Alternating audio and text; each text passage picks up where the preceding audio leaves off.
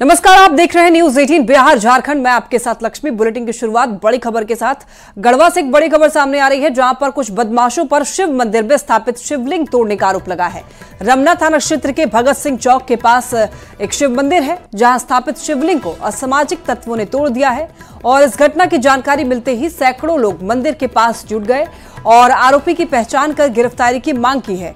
तो वहीं मामले की जानकारी मिलने पर पुलिस इंस्पेक्टर की ओर से शिवलिंग को विधि विधान से फिर से स्थापित कराया गया है। इस दौरान सामाजिक और सांप्रदायिक सद्भाव बिगाड़ने की हर कोशिश को पुलिस और ग्रामीणों की मदद से नाकाम किया गया। पुलिस की ओर से घटना की जांच टेक्निकल टीम से करा करके आरोपी की गिरफ्तारी का भरोसा दिया है पुलिस ने। तो आपसी सद्भाव बिगाड़ने की हर कोशिश नाकाम की है पुलिस ने। तो ऐसे में न्यूज 18 ये पूछता है कि बार बार मंदिर पर आखिर क्यों हमले हो रहे हैं, आखिर कौन बिगाड़ना चाह रहा है सद्भाव का माहौल। तो न्यूज 18 ये सवाल पूछता है कि आखिर कौन बिगाड़ना चाह रहा है आपसी सद्भाव का माहौल। ऐसे में आरोपी की गिरफ्तारी और कड़ी कार्रवाई कब होगी। ज्यादा जानकारी के लिए संवाददाता चंदन कश्यप हमारे साथ जुड़ रहे हैं। चंदन, देखिए, एक मंदिर में कुछ असामाजिक तत्वों ने शिवलिंग तोड़ी है, पूरी जानकारी दीजिए। इस वक्त वहां पर क्या स्थिति है?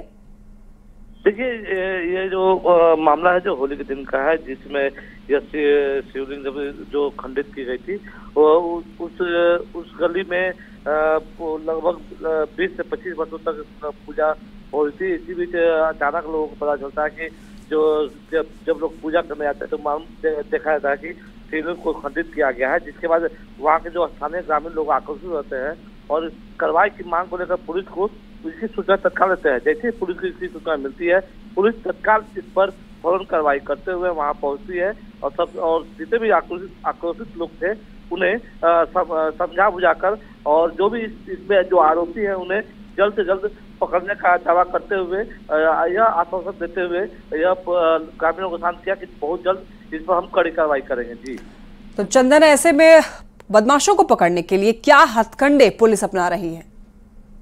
अभी देखिए, लोकसभा चुनाव है, ऐसे में पुलिस भी फूक कर कदम रख रही है, क्योंकि जो चुनावी माहौल में आखिर यह जो असामाजिक तत्व है, आपराधिक तत्व है, आखिर कौन लोग हैं उन्हें चिन्हित करने के लिए गढ़वा दीपक पांडे ने एक टीम बनाई है। जी ठीक है चंदन, बहुत धन्यवाद आपका तमाम जानकारियों के लिए। खबर गुमला से है, जहां पर NH 23 पर रांची और गुमला मेन रोड में दुम्बा के पास में सड़क हादसे में एक व्यक्ति की मौत हो गई है। वहीं नाराज लोगों ने NH जाम कर दिया है और इसे हटाने के लिए भड़नो थाना की पुलिस मौके पर पहुंची और लोगों को समझाने की कोशिश की।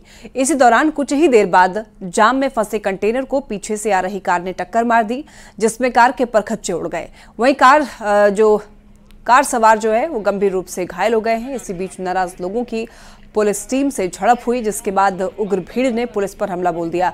इसमें सब इंस्पेक्टर घायल हो गए हैं। बाद में मौके पर पहुंची पुलिस टीम ने नाराज लोगों को शांत कराया है और मृतक के परिजन को सरकारी नियम के मुताबिक सहायता का भरोसा दिया है। इस दौरान सड़क पर गाड़ियों की कतार लगी रही।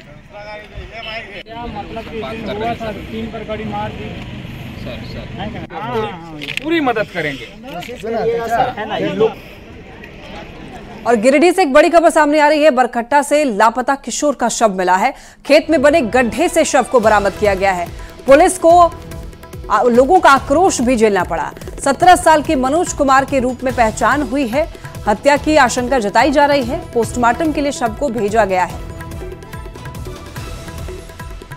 खबर गोड्डा से है, जहां पर होली के दिन हुए हादसे से खुशी का माहौल गम में बदल गया। मेहरमा थाना क्षेत्र के भगैया गांव में तालाब में नहाने के दौरान डूबने से 2 युवकों की मौत हो गई। बताया जा रहा है कि भगैया गांव के दुर्गा पोखर में गांव के 5-6 युवक नहाने गए थे। इसी दौरान 2 युवक तैरते हुए गहरे पानी में चले गए और डूब गए। मृतक के नाम दीपांकर कुमार और रोशन कुमार बताए जा रहे हैं। हादसे की जानकारी मिलने पर थाना प्रभारी पुलिस बल के साथ मौके पर पहुंचे और शव को तालाब से बाहर निकालकर पोस्टमार्टम के लिए भेज दिया।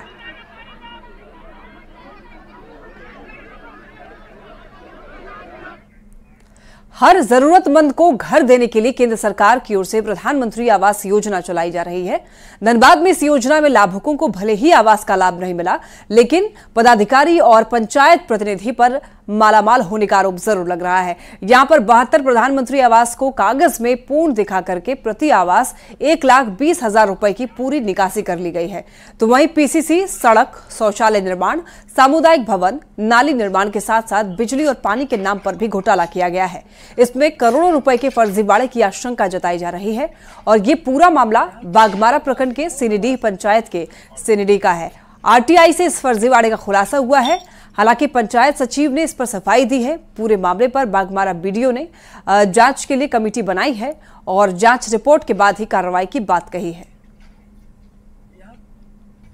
ये लगाना उनका काम था, हम लोग पैसा दिए, अब ढलैया करवा दिए, हमारा काम पूरा हो गया। फिर उनका जो पैसा दिए उनको लगा करके प्रोसेस करके रहना था, अभी तक किए नहीं। वे लोग कहाँ के हैं? वे लोग कहाँ के हैं? वो लोग बाहर के थोड़ी रहेंगे, यही के ना है। यहाँ उनका नाम था तभी तो हम लोग दिए। प्रति व्यक्ति कितना आवंटित हुआ? 1,20,000। बीडीओ साहब के आदेशानुसार निजी फंड से 70,000 करके लेबलिंग करवाए हैं। उसके बाद घर बनवाया गया, सबको जमीन मिल गया, पट्टा मिल गया, घर बना।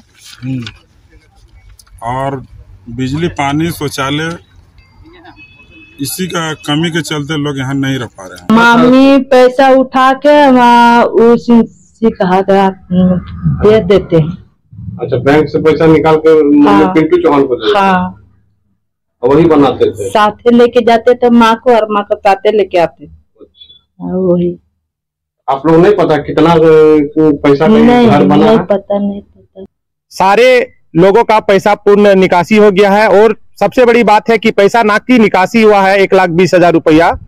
उसमें आवास को कंप्लीटेड दिखाया है योजना में, जबकि ऐसा नहीं होना चाहिए। कोई भी आवास कंप्लीट नहीं है तो अधिकारी ने अपने मिली भगत से, अपने संरक्षण के द्वारा इस आवास को कंप्लीट दिखाया है।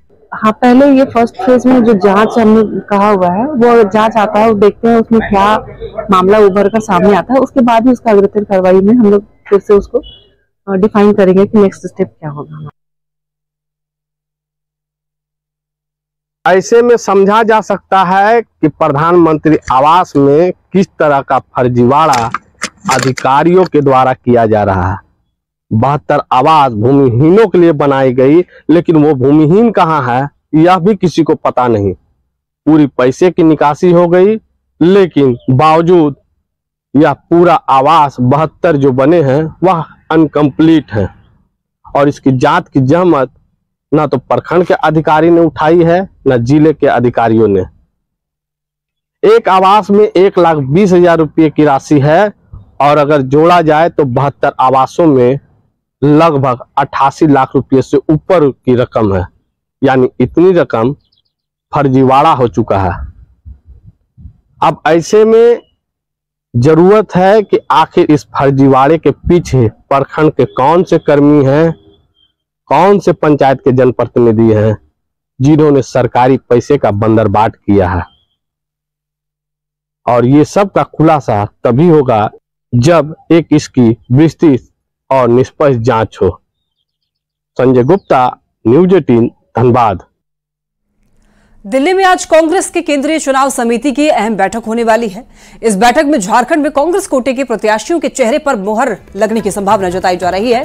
सूत्रों के अनुसार आज बैठक में नाम फाइनल होगा और 2 दिनों के बाद प्रत्याशियों की घोषणा कर दी जाएगी। इस बैठक को लेकर कांग्रेस में टिकट के दावेदारों की धड़कनें अब तेज है। न्यूज 18 से बातचीत में कांग्रेस विधायक शिल्पी नेहा तिर्की ने यह बताया कि लोहरदंगा से उनकी दावेदारी प्रबल है। उन्होंने यह भी दावा किया है कि प्रत्याशी के चेहरों का टूटा कांग्रेस में नहीं बल्कि बीजेपी में है। शिल्पी नेहा तिर्की से बात की है संवाददाता संजय कुमार सिन्हा ने। दिल्ली में आज सीईसी की बैठक होने जा रही है, लिहाजा झारखंड में जो भी टिकट के दावेदार हैं उनकी धड़कनें तेज हैं। हमारे साथ लोहरदगा सीट के एक ऐसे ही दावेदार हैं शिल्पी नेहा तिर्की, हम उनसे जानेंगे। आज दिल्ली में सीईसी की बैठक है तो दावेदारी या क्या लग रहा है, टिकट पर मुहर लगेगी आपकी? देखिए, ये जो बैठक है ये बहुत अहम बैठक है। ना केवल जितने भी दावेदार जो किए हैं, ना केवल वो लोग मगर जितने भी कार्यकर्ता हैं वो भी बहुत बेसब्री से इंतज़ार कर रहे हैं नामों का। तो सब लोगों की नज़र सीईसी बैठक में है। आज जो भी घोषणा होने वाला है मुझे लगता है इस देश के लिए, इस राज्य के लिए उचित रहेगा। आरोप तो ये भी लग रहा है शिल्पी कि कांग्रेस के पास उम्मीदवारों का टोटा है।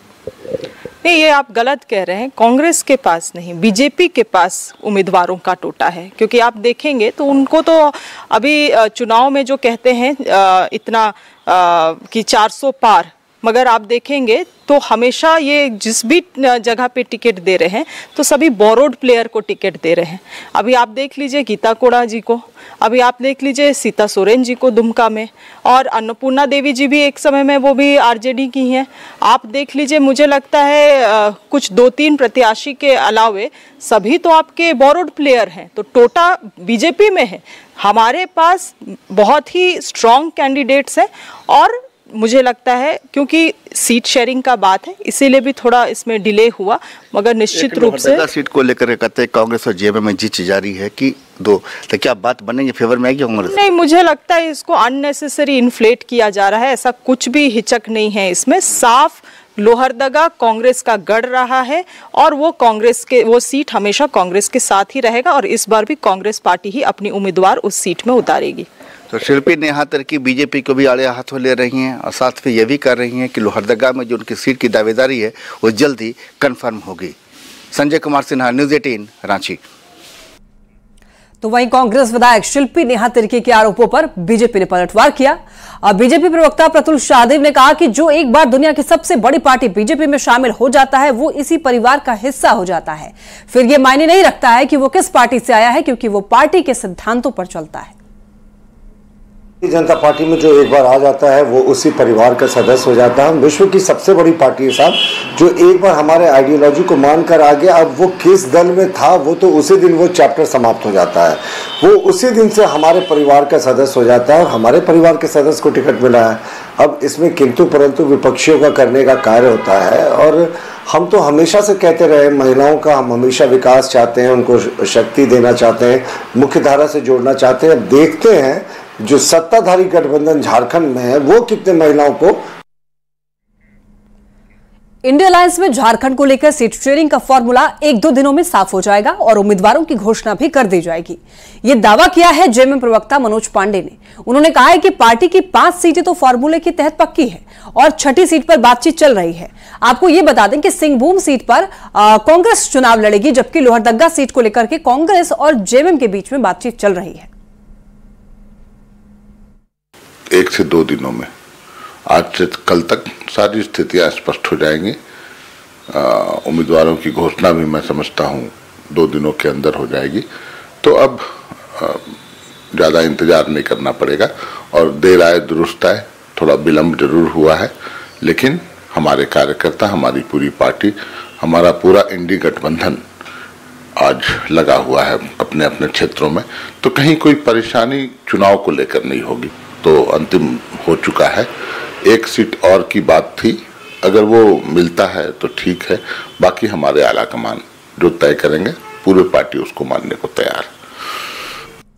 आवास योजना को लेकर झारखंड में सियासत गर्म होती हुई नजर आ रही है। दरअसल बीजेपी में शामिल सीता सोरेन ने सोशल मीडिया एक्स पर अपने पोस्ट में पीएम आवास योजना को लेकर एक डेटा शेयर किया है, जिसमें बताया गया है कि ये योजना अपने लक्ष्य के काफी करीब पहुंच चुकी है। इस पोस्ट पर जेएमएम की ओर से प्रतिक्रिया आई। पार्टी प्रवक्ता ने बीजेपी में शामिल होने वाले नेताओं पर तंज कसा और पीएम आवास योजना के डेटा पर सवाल उठाए। तो वहीं बीजेपी ने इस पर पलटवार किया है और आंकड़े जांच करने की चुनौती दी है। चली गई हैं, उस दल की नीतियों का तो तारीफ करना ही होगा। एक तानाशाही सरकार, तानाशाही पार्टी, वहां अगर आप रोज 1-2 लाइन तारीफ में नहीं बोलिएगा तो हो सकता है आप किनारे कर दिए जाइएगा। लेकिन जो आंकड़े वो दे रही हैं, एक तो वो आंकड़े मैनिपुलेटेड हैं। मुख्यमंत्री, एक प्रतिबद्ध कमिटेड मुख्यमंत्री हेमंत सोरेन जी जो वादा करके आए थे जनता के बीच से चुनाव के समय कि अपना आवास हम 3 कमरों का आवास देंगे, और उसको उन्होंने पूरा किया। इस समय तक वो पार्टी में थी या दुर्गा सोरेन जी थे, किसी की हिम्मत नहीं होती थी, और आज वो पार्टी छोड़कर आ गई है तो उन पर झूठ बोलने का आरोप लगा रहे हैं। ये घटिया राजनीति जेएमएम करती है। हम कभी आंकड़ों से छेड़छाड़ नहीं करते। आंकड़े तो सार्वजनिक है साहब, आप उसको चेक कर सकते हैं, आप डेटा को वेरीफाई कर सकते हैं। हाँ, झारखंड में ये सरकार फर्जी सरकार है, तो इनके आंकड़े हमेशा फर्जी अवश्य रहते हैं, इसलिए इनको ऐसा लगता है कि कोई भी आंकड़ा दे रहा है तो वो फर्जी है। ये चेक कर ले, ये तो सारा नेशनल पोर्टल पर उपलब्ध है। गोड्डा में बीजेपी उम्मीदवार निशिकांत दुबे और झारखंड के पूर्व मंत्री राज परिवार के बीच सोशल मीडिया पर जंग छिड़ा हुआ है। दोनों नेता इशारों ही इशारों में एक दूसरे पर हमला बोल रहे हैं।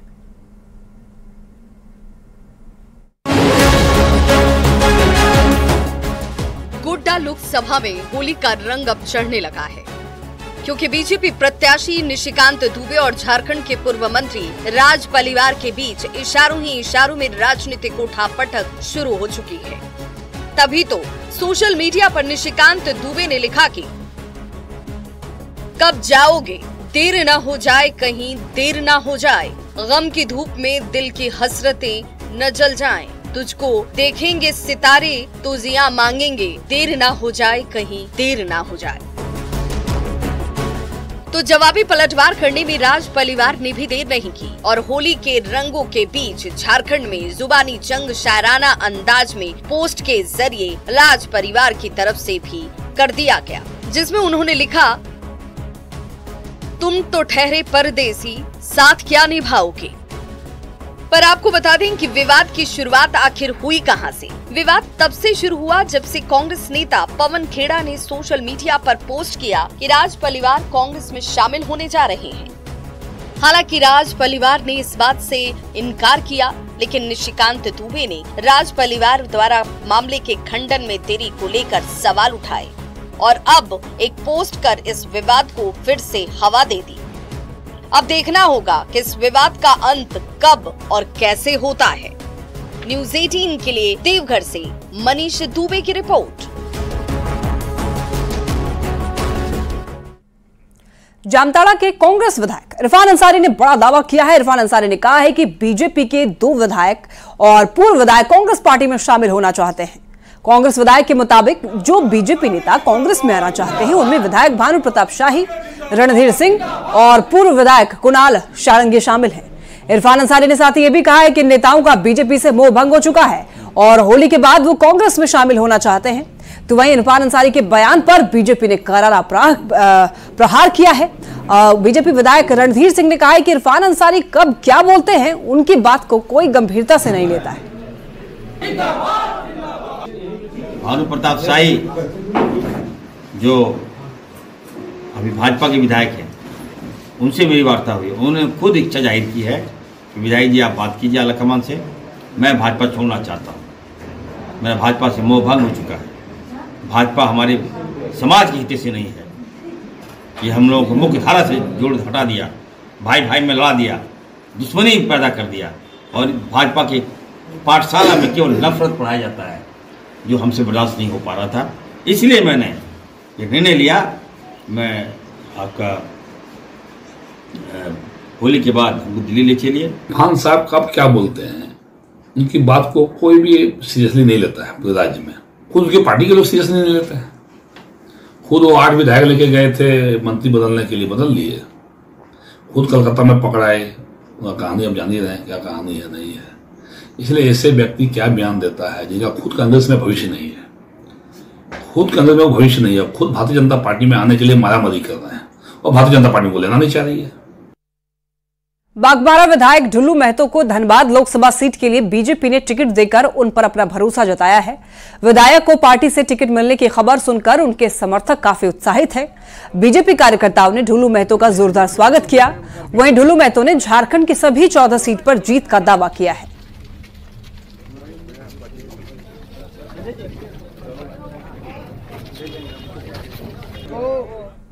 जो कि आम कार्यकर्ता से लेकर सामान्य कार्यकर्ता तक जिनको जो जिम्मेवारी दी जाती है, सभी कार्यकर्ता मिलकर उस जिम्मेवारी को निभाने का प्रयास करता है। मुझे पूरा विश्वास है कि जिस प्रकार से आज पूरे लोकसभा क्षेत्र में भारतीय जनता पार्टी के एक कार्यकर्ता, मतलब हम कह सकते हैं कि जिनको भी जिम्मेवारी देता, कोई भी कार्यकर्ता को जिम्मेवारी देता, तो सारे लोग मिलकर उसको काम करता है। हमें पूरा विश्वास है कि सभी लोगों का आशीर्वाद सहयोग हमें मिलेगा और पार्टी का जो जिम्मेवारी मिलेगा उसको हम पूरा करने का काम। झारखंड में बीजेपी के 5 वर्तमान सांसदों का टिकट कट जाने पर कांग्रेस ने बीजेपी पर चुटकी ली। कांग्रेस प्रवक्ता तौसीफ ने कहा कि भाजपा बोरो प्लेयर से मैच जीतना चाहती है, इन्हें अपने सांसदों पर भरोसा नहीं है और इसी वजह से इन्होंने टिकट काटा है। उन्होंने आगे ये भी कहा है कि बीजेपी में डर का माहौल है और इस वजह से भी टिकट काटा जा रहा है। आपको ये बता दें कि बीजेपी ने झारखंड में 13 सीट पर अपने प्रत्याशियों के नामों की घोषणा कर दी है। नहीं, देखिए, भाजपा के इंटरनल सर्वे में भी ये दिखाया गया है कि 125 के लगभग सांसद उनके हारेंगे ये पूरे देश से। तो एक कहीं ना कहीं डर का माहौल है, तभी जाकर के अब की बार 400 पार की बात कर रहे हैं। और 400 पार की जो बात कर रहे हैं उसमें आप देखेंगे, जब गौर करेंगे तो डर, भय सब नजर आ रहा है, तभी तो 400 पार की बात कर रहे हैं।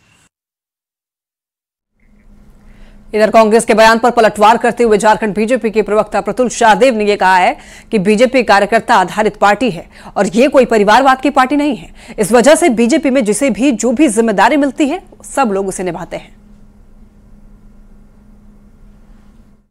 देखिए, हम कार्यकर्ता आधारित पार्टी हैं और जैसा कार्यकर्ताओं को जो पार्टी दायित्व देती है, समय समय पर कभी उन्हें चुनाव लड़ाती है, कभी संगठन का काम कर देती है, इसके अतिरिक्त जो भी पार्टी के नजर में होता है वो दायित्व देती है, उसी दायित्व को कार्यकर्ता करते हैं। प्रधानमंत्री जी ने खुद कहा कि मैं प्रधान कार्यकर्ता हूं अपनी पार्टी का। तो ये कांग्रेस जो वंशवाद पर चलती है वो इन पार्टियों को जल्दी समझ में नहीं आएगा और हमारी जिस तरह की जैसी भूमिका होती है सब लोग सहर्ष स्वीकार करते हैं। सरायकेला के कृषि वैज्ञानिक डॉक्टर मानव ने लहसुन के पौधे का डीएनए ग्राफ्ट कर एक जंगली पौधे को लहसुन के पौधे में बदल दिया। ये पौधा लता की तरह बढ़ता है और इसके पत्ते लहसुन की तरह काम करते हैं। इस लहसुन की लता को घर में लगाया जा सकता है। इसमें लहसुन के सारे गुण पाए जाते हैं। वहीं सब्जी में 2-4 पत्ते डालने से लहसुन का स्वाद भी पूरा हो जाता है। और अधिक जानकारी दे रहे हैं संवाददाता प्रभंजन कुमार। यहाँ पर एक जंगली पेड़ का टिक वहाँ पर ट्रांसमिट किया गया है, जो लहसुन का पेड़ इसे कहते हैं। हम यहाँ पर जानते भी हैं डॉक्टर मानव से ये किस तरह इस पेड़ को यहाँ पर लहसुन के पेड़ पे या पेड़ को ट्रांसमिट किया गया। जो हमने अपने देश की जनसंख्या पर सबसे पहले ध्यान दिया। ये जनसंख्या तो दिन प्रतिदिन बढ़ रही है, लेकिन हमारी क्षेत्रफल बढ़ नहीं रही है। तो सारा भार हमारा जो है सो आने वाला है हमारे क्षेत्रफल मतलब लैंड के ऊपर आने वाला है। तो इसको मद्देनजर रखते हुए हमने सोचा कि जो इसको जो है डीएनए को, लहसुन लता को, पेड़ को अगर जो हम डीएनए में कन्वर्ट कर देते हैं इसमें, तो ये एक लता की टाइप की पौधा है और इसमें एक फ्लावर भी ऐड किया गया है साथ में। दोनों दृष्टि से अगर लोग अपने घर के दीवार पर लगाते हैं तो लता की तरह इसमें लता जाएगा और एक सुंदर फूल भी देगा। और साथ में लहसुन की जितनी भी मेडिसिनल प्रॉपर्टी उसमें पाया गया वो सेम इसमें भी है। और इसके ऊपर है कि जो बाजार में जितनी जो महंगाई लहसुन की है उसको खत्म करने की दृष्टि से मैंने इसको बनाया है। आप हॉर्टिकल्चर से है, अब तक अपने कितने प्लांट तैयार किए हैं? देखिए, मेरे जो है अभी टिश्यू कल्चर के अनेक पौधे जितने भी फ्रूट्स के हैं, हॉर्टिकल्चर में फ्रूट पे रिसर्च ज्यादा होता है और मेडिसिन पे होता है। तो हमने मेडिसिन और फ्रूट दोनों पे किया है। तो अभी हमारे पास फ्रूट में जैसे कि लीची है और आम, मैंगो हुआ। मैंगो के लेटेस्ट वर्जन में जब हमने और क्या कहते हैं कि जो केसर मैंगो आ गया एक, इसके बाद से मियाजाकी आ गया। उनका जो सीड्स को मैंने इतना पतला किया है हेवी ग्राफ्टिंग करके, जो आपको लगेगा, और इसके हार्डनेस को मैंने साथ में बढ़ा दिया है। मलिका एक आम ऐसी है जो आपको पकने के 15-20 दिन तक आप घर में उसको रख सकते हैं, खा सकते हैं। आने वाला 5 जून का हम आप सबसे भी सहयोग मांगेंगे। मैं डीटीओ साहब का एक लेटर दिए हैं, जो हम आप जो है जो परिवहन वाले जो गाड़ी पकड़ाता है सभी लोगों को एक पेड़ हमारी तरफ से मुफ्त में दिया जाएगा और आप हमें सहयोग करें, हम वहाँ पर मुफ्त में पेड़ बांटेंगे। डॉक्टर मानव इसी तरह कई पौधे पर रिसर्च भी कर रहे हैं, कई पौधों को उन्होंने ट्रांसमिट भी किया है और आने वाले 5 जून को भी ये इस तरह के पौधे जो है वे लोगों के बीच में वितरण करेंगे। प्रभंजन कुमार, न्यूज़ 18 जमशेदपुर। और यहाँ रुक रहे एक छोटे से ब्रेक के लिए, जल्द लौटेंगे।